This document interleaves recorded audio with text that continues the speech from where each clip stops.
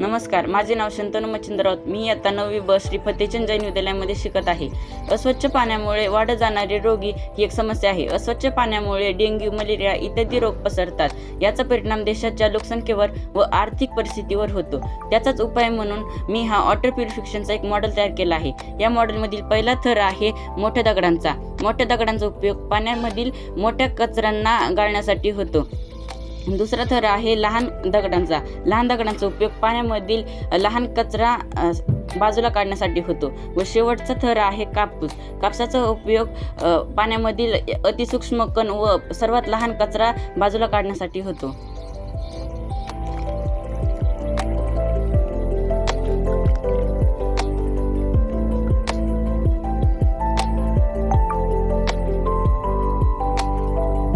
मोठा जो कचरा आहे तो मोठ्या दगडांपाशी अडकलेला आहे व सर्वात छोटा जो कचरा आहे तो इथे अडकलेला आहे.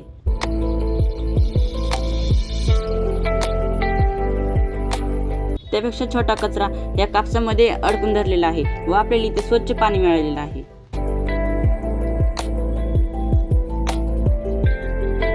धन्यवाद.